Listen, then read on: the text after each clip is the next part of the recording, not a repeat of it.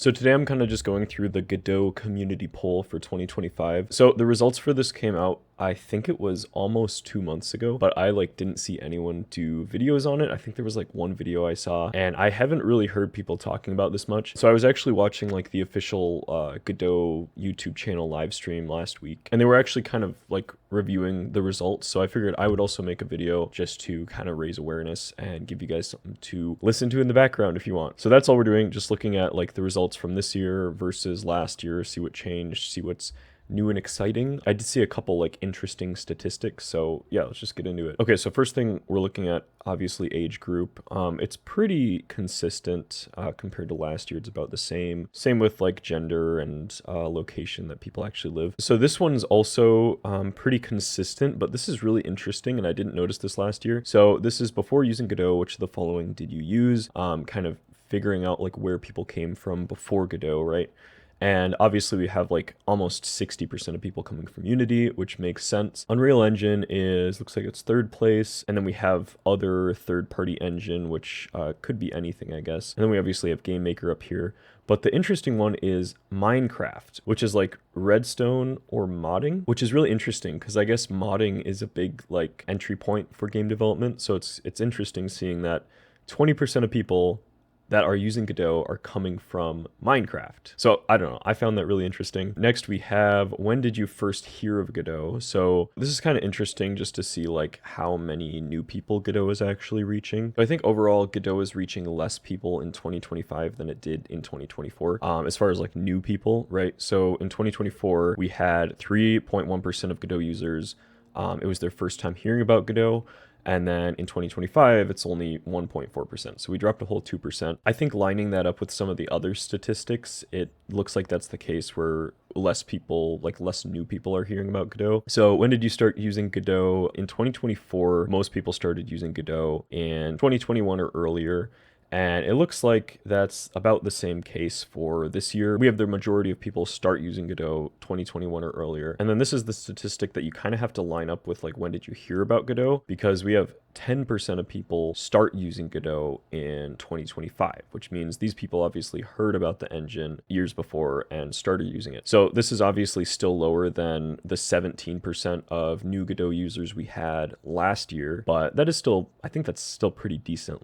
10% of the current Godot base started this year, which is good. And then this is the one I was talking about. How experienced are you with Godot? So it looks like most people use it for small projects or game jams, which it makes total sense. And the statistics are about the same as last year, but we did have a drop in the amount of people that are following tutorials and learning how to use it. So it looks like more people are becoming confident with it. And then we obviously have the super small percentage of people that have published one or more commercial relevant projects. So that is 5% this year, 5.2, and 3.4 last year. So that is being raised a bit. We do have more Godot games actually being released, so that's always good to see. And then down here we have how to use Godot, hobbyist versus employment. So this year we have 86% of people are hobbyists, which is a drop from the 87% last year. We do have an increase in the employment rate, I guess. So that's really cool to see. There is a huge scarcity in Godot game development jobs right now because obviously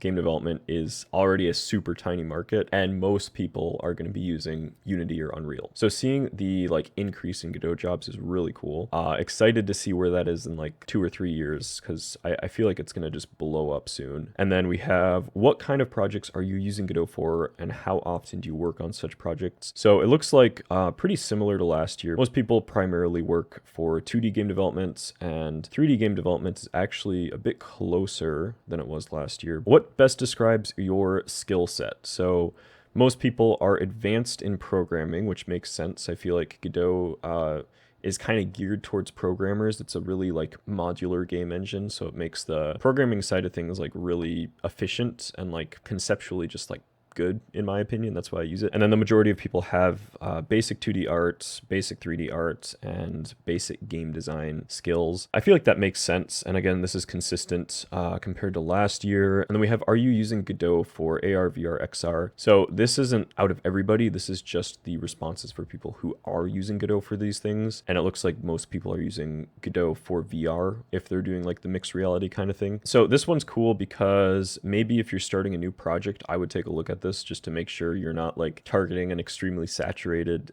genre of games. But this question is, which categories would better fit your current Godot project? So it's kind of, I guess, saying like, what type of a game are you working on? I was shocked to see that a lot of people are working on first person and third person games, because I don't really see many like 3D games out there, but a really high percentage of people working on shooter games, which I also don't see a lot of. And then we obviously have the super high percentage of platformers, roguelikes, which I'm guilty of roguelites, and role-playing games. And then we have some of the like really niche ones. So if you're starting a new game, maybe target one of these genres might be a good idea. And then we have, what are your main revenue sources? This is kind of interesting. We have projects are non-commercial. This is like a new category. I don't think, yeah, this wasn't on here last year. So we got more responses, obviously, which is good, but 76% of people aren't making money off of their Godot games, which kind of makes sense. It's really difficult to make money off of games nowadays. And I know it's still kind of difficult to integrate like in-app purchases and stuff like that into Godot games, but we still do have a pretty high percentage, like out of everybody that responded, which is, I think, the majority of the people who actually took this poll. Almost 20% are making money off of Steam, and 14% are making money off of itch. This is really hard to compare to last year's results because we do have like an extremely different number of responses and an entirely new category. So I don't really want to do the math for that right now, but it should be an increase because I think there were a lot more like Godot games released on Steam this year. And then, what are your main revenue methods using Godot? So obviously the majority makes money off of direct sales, but we do have a smaller number making off of direct sales this year, super slightly smaller. Okay, so rate 1 to 5, rate 1 to 5 your interest in publishing in the following platforms. So this one's kind of cool to see. I mean, obviously it's going to be itch and Steam are usually on the top, but most people are interested in publishing to Steam, obviously. Not a lot of people want to go to Epic Games Store. Personally, I feel like that makes sense. Like, I don't really know anyone who even uses the Epic Games Store unless you're playing, I think Fortnite's still on there, right? But Steam Deck, that's obviously up there. A lot of people want to put it on Steam Deck, which makes sense. I still need to get my hands on the Steam Deck. That would be sick. And then we have the Switch, Xbox, PlayStation. These ones are all pretty consistent compared to last year. It looks like people are not really interested in VR headsets or anything like that, which kind of makes sense. Discord activities have like no interest. Like, personally, I kind of wanted to look into making Discord games because I was playing a couple with a group of friends the other day, and they are kind of fun. Like, you could probably make a pretty cool Discord game just to like play with your friends. So I did want to look into that. Maybe I'll do a video on that or something. But we obviously have the funny ones like Netflix. Nobody is interested in publishing their games to Netflix. I feel like Netflix gaming is kind of a meme at this point. This is a huge question. Do you use or plan to use networking in your games? For reference, peer-to-peer games you play with your friends, authoritative commercial games that runs on cloud-hosted server to avoid cheating, asynchronous backend, example, online player statistics such as leaderboards. So basically, do you plan to use networking, right? So it looks like most people, this is also similar to last year, want to use networking in their game. Obviously, the majority is going to be peer-to-peer. I feel like that's usually easier. Out of those people, it looks like around half just don't know how to do networking. So I guess that's something maybe some of the content creators should look into, is like making tutorials on that. Because like personally, I still haven't done a ton of peer-to-peer stuff in Godot specifically. Yeah, let me know if you guys want to see a video on peer-to-peer. Maybe I'll do something on that. Do you work in a team? If you work on multiple teams, please answer for the largest team. This is around the same as last year. Most people work alone, but we have about 25% of people working in a small team and about 2% of people working on a larger team, 0.8% of people working on a team of 15 plus people. Poll. Okay, so this one like blows me away. I don't know how 13% of you guys don't use version control. That's crazy. It's lower from last year, which is good. But if you don't know what version control is, it looks like 6% of people don't. Literally just go Google version control. Actually Google Git. If I remember, I'll put the cards. I have like a tutorial on how to set up Git, but version control is going to save you like so much time. For that 6% of people, it basically backs up like every version of your project. So if you ever break anything, you can just like revert back and recover all your files. It's essential. Like you need it for game development. So let's get this number to at least 90% next year, please. Like version control. It's essential, guys. We gotta use version control. So the next question, which version control system would you prefer to use with Godot? This is obviously going to be predominantly Git. That's like the main one people use. Now, on which development platforms do you primarily work? Meaning, where do you use Godot? So obviously most people are going to be using Godot on Windows. That did go down this year by 4%. Mac OS is about the same. And then we have desktop or Linux, which is about the same, maybe like a 1-2% increase. And then the other platforms are around the same. And then what type of Mac do you use? Only if you're using Mac. So I do not use Mac, so I'm going to skip this one. But if you guys have a preference here, this might be interesting. And then which version of Windows do you use? So most people are using Windows 11. Now, if you're like me and you don't have, I think it's a safe boot chip in your motherboard for some reason, you can't actually upgrade to Windows 11. So I need to buy a new computer just to actually upgrade to Windows 11 because it's going to be discontinued this fall, I think. So that's probably what this 38% is people who either want to keep like stay on Windows 10 because Windows 11 did change quite a bit, or people who simply can't upgrade because for some reason you need like extra hardware that they just don't include in motherboards. So that's kind of fun, but I'll be buying a new computer soon. So I'm going to be on Windows 11 next year. And then what are the export platforms that you target? So 95% of people, which is slightly increased from last year, are targeting Windows export. And then we do have an increase of Linux exports, but it's still like a lot smaller, obviously. I did see a lot of people kind of get angry about that because it's just a couple extra settings. Usually you can just directly export to Linux. But the problem I have with it is actually testing if it runs. Like I do not have a Linux machine, so I'd have to find someone that does and then trust them enough to either like give them my pre-released game or the demo or whatever, or just do the exports later on. I feel like going through all the extra hassle of actually getting your hands on someone with a Linux machine if you don't have one is probably the reason for this. Same with like Mac OS. It's such a high percentage of people that actually game on Windows that I'm personally not really targeting Mac OS.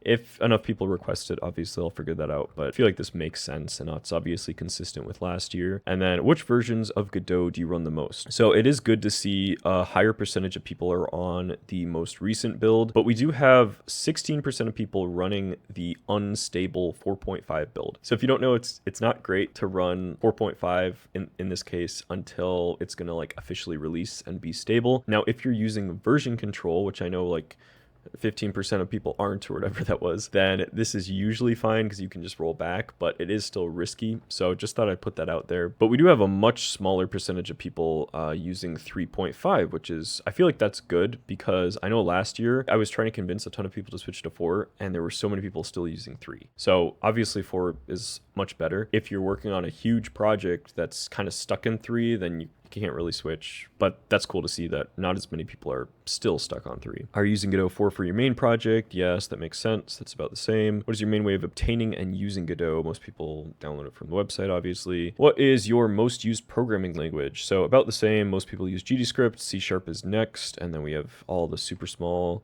percentages of people. Actually, what is Rust? Because I was going to look at using Rust. 1.4%. I'm learning Rust right now, so I might maybe use Rust for like a game jam project. I have no clue. Do you use GD extensions in your project? Most people do not. And then we have about 30% of people downloaded GD extensions somebody else made. Only about 13% of people make their own, which is interesting, I guess. Do you use any plugins or add-ons? So this one is a new question for 2025, so we'll look at this quick. But do you use any custom Godot builds / modules? Most people use the official builds. Super small percentage of people actually compiling the engine themselves. And then do you use any plugins or add-ins on your projects? So it looks like this went up from last year year, which is good, but obviously most people are going to be using plugins. I feel like everybody uses Dialogic these days, which makes sense. Like, it's a good plugin. And then what tools do you commonly use alongside Godot? So most people are using Blender, most people are using Krita, GIMP, Sprites, all the big ones, Audacity. I don't think there were many differences from last year. I'm trying to look. People are using Houdini with Godot. That's interesting. Looks like about the same as last year, which makes sense. Community contributions. What Godot community spaces are you active in? Around half the community is active on the Reddit, which is kind of interesting. I didn't realize it was that big. And then people are obviously active on Discord servers, except for my Discord server. YouTube is 30%. That went down like 12% from last year. That's crazy. And then we have an increase in GitHub repositories, and it looks like a decrease in Twitter, increase in Blue Sky. So I guess that kind of makes sense. I feel like after the Godot drama last year, that's probably what bumped this number up so much, or changed that statistic. So that's kind of interesting. Do you engage with the official Godot social media accounts? Most people don't use.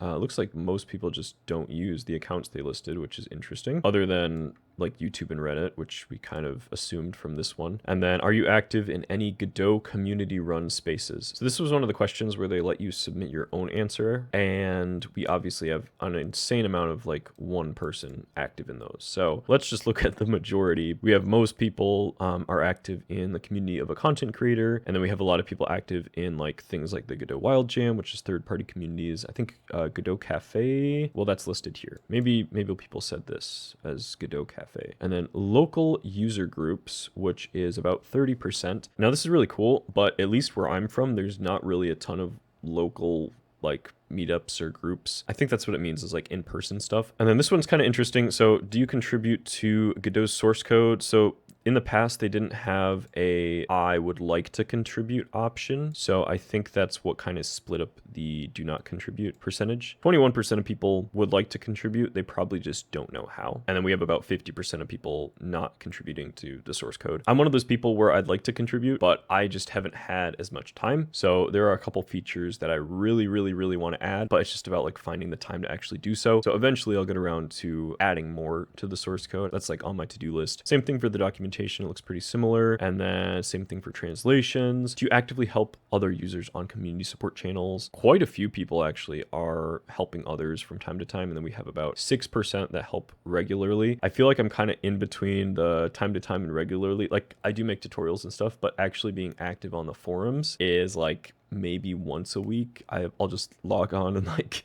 see if there's an easy question I can answer quick. This is the one I was interested in. So, do you work at a game development studio? How aware are your peers about Godot? So this one looks like someone tried to cut a pizza with a blindfold on. It's almost perfect, but it's just a little off. So almost 25% around the board, they are aware and currently using it. They are aware, would like to use it, but currently use something else. They are aware, but not planning to use it. And they are aware or just barely heard about it. So all that's about the same, which is also, yeah, pretty consistent with last year. This one's interesting. So how satisfied are you with, and these are different categories. So blue is obviously unhappy, purple is don't know, and green is very satisfied. So it looks like most people are really satisfied with the pace of development. Development direction, most people are satisfied. Project contributors, satisfied. Project leadership. Godot communities, people are satisfied. Image of Godot, people are satisfied. That's good. Professionalism, that's, I feel like, all this stuff is really good. How satisfied are you with the pace of development in the following areas? So this one wasn't here last year, but it looks like same thing. Most people are satisfied. Now, the asset library looks like it's really the only fuzzy one here. So asset library, if you guys don't know, there is an asset library in the works right now. So I think it's in beta, and I'm pretty sure the website's live, but it is in the works. So I feel like this is going to change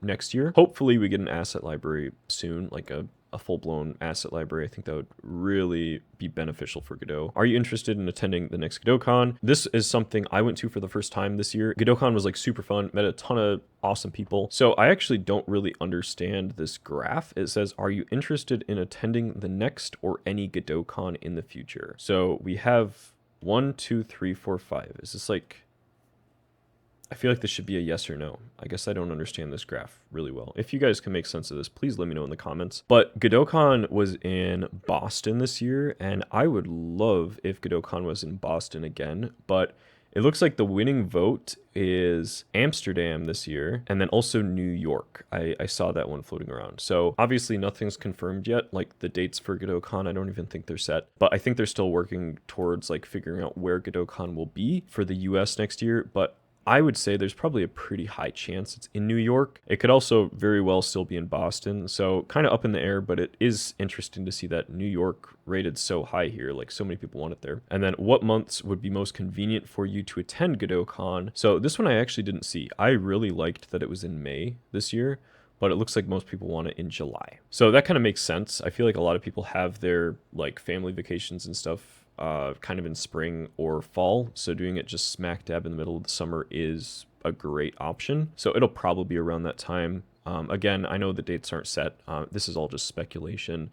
And then how long do you prefer Godotcon to be? It was what, 3 days this year, I think. Sheer speculation again, hoping we get 3 days. If we get 4, that would be amazing, but we'll try to speed through the rest of this. But what types of sessions or activities are you most interested in? Workshops, talks are obviously the highest one. All the talks at Godotcon, by the way, were super good this year. I think they're on the official YouTube channel if you guys want to go watch them. And then what barriers, if any, prevented you from attending previous Godotcons? It's probably going to be cost and location. That makes sense. And then this one, do you contribute to the Godot Development Fund? It's about the same as last year. Less people plan on donating, and 7.2, a little bit more people are actually donating, which is cool. And I think we got a lot more like big sponsors this year, which is good. Like JetBrains, I think, right? Comment if I'm wrong about that. And then each of the following is a potential area of growth spending for the Godot Foundation. How comfortable are you with donations being spent on each of the following? So it looks like most people are good with donations being spent on education. People are totally fine with the money being spent on documentation as the second group. Advocacy and outreach is a little less than great, but people are still fine with it. Engine development, obviously everyone's going to be all for making Godot better. Asset store, we have a little bit of mixed results, but still a positive feedback. Merchandise store, this is something that I voted for. I think it would be sick to have Godot merch, because I find myself, like, I've created a couple different t-shirt designs and stuff just so that I have some Godot merch to wear. And I can't find official stuff. So I have like one official Godot shirt, but it would be sick if there was more Godot merch, because I would buy all of it. And then community management, still good, and attending and organizing events, still good as well. So I think looks like that's pretty consistent compared to last year. Yeah, it looks like it. Overall, pretty consistent to last year. Still interesting to go through like the statistics and stuff. I always like looking at this stuff. So if you guys did make it to the end of this video, it was an extremely long video. Thank you for watching the whole thing. If you did, hopefully you guys enjoyed it. I know this isn't the usual like tutorial or stuff, but I'm trying to just mix it up, give you guys some Godot news. And yeah, so quick shout out to all of the channel members. Thank you so much for your support. As always, you guys are awesome. But thanks for watching, and I will see you guys in the next one.